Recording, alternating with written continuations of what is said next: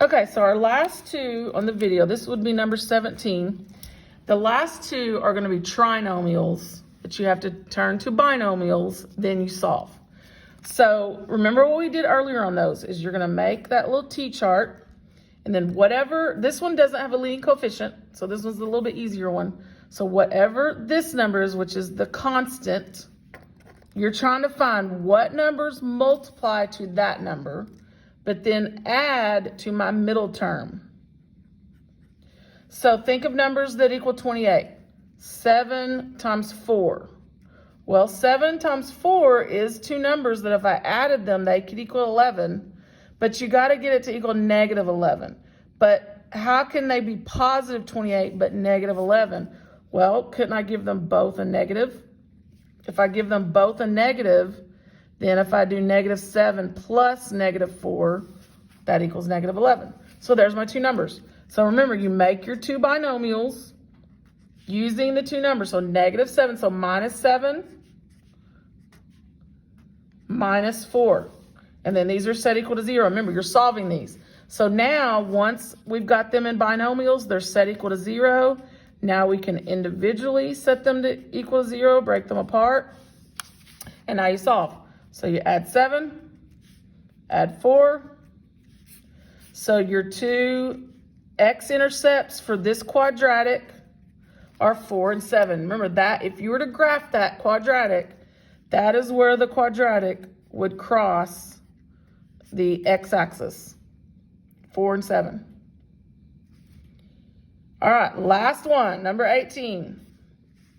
This one, first off, this one is not in correct standard form yet, so they want you to practice that. So notice standard form, remember, is ax squared plus bx plus c.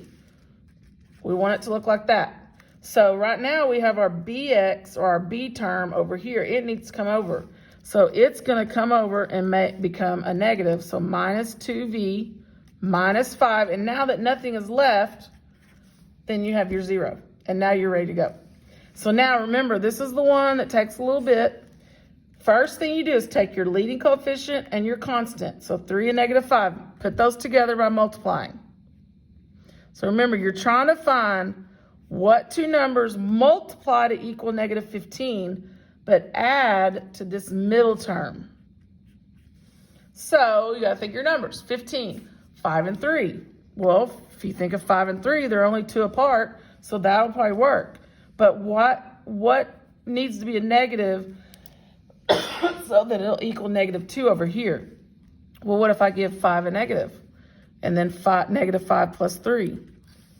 That works, equals negative 2. So now, remember, this is a little bit, takes more work than the one above. Take this middle term, break it apart into the negative 5, or let's do the 3 first. 3x minus 5x. Remember, you got to give it an x. So then bring down this term, 3v, and I gave that a v, and I shouldn't have. I don't like when they use other letters than what we're used to, which is x and y. Okay, so now then we bring down our 5, minus 5. Okay, so now we do our grouping. Group, and then I'm going to group around that minus, because you'll see why in a minute. So we need to pull out a GCF. A 3 and at least a v can come out. 3v. So you divide by it. So now we've got left in this first term, the 3's cancel, 1v will cancel, so only 1v is left. And then on this term, everything cancels. Now you can't just leave it with nothing, so you put a 1. Close parentheses. All right, you have a negative 5 and you have a negative 5. So we're going to pull out a negative 5. And then you have left v, if we divide by negative 5, divide by negative 5. So here you're going to have a v left because the negative 5's cancel.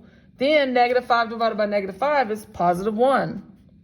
Well, look, remember what we needed when we did these. These need to be the same back when we did this one earlier. So I'm going to go ahead and even skip ahead, and I'm going to pull that one out, and I'm going to set it equal to 0. Because remember, we're going to eventually, once we get our binomials, we're going to eventually break them apart anyway. So I'm going to go ahead and pull that one out, set it equal to 0, because I know I need to solve. Then I need to put my other two terms together, which are 3v minus 5. And again, go ahead and give it a 0. So now you're ready to finish this out. So we're going to subtract 1. V equals negative 1. Then this one's a 2 term, so we're going to do plus 5, 3v equals 0 plus 5 is 5. And then we're going to divide by 3. And that ends up being v equals 5/3. Sorry about going crooked on you. Okay, so now we've got our two solutions, which is our x-intercepts. Remember, when you're solving a quadratic, when you're trying to find the value of the quadratic, the roots of the quadratic, you're finding the x-intercepts. So we found them. That parabola, if you were to graph it, would cross at, I'm going to put my negative 1 first. I always like to do numerical order because this is math. But put your negative 1 and then 5/3. That, if we were to graph this parabola, that's where the two places it would cross on the x-axis. And that's what we're finding. So in this mid-chapter 4, we've learned two ways to solve a quadratic. You've learned graph it, look at the two places on the graph that it crosses the x-axis. If I go back to this problem, we graphed it, and right there are the two places it crossed the x-axis. That was the solution. Then we looked at what we just finished with, factoring, not graphing it off, factoring, breaking it down to getting two parts, two binomials. It's not always two binomials because as we saw on this one, you had just a 6x. That's a one term. But you're trying to get it into two parts, and you solve each part, and that's your solution. So when we move after Christmas, we will look at some other types, which one is completing the square, one is the quadratic formula. We'll look at some other types, other ways to solve quadratic functions.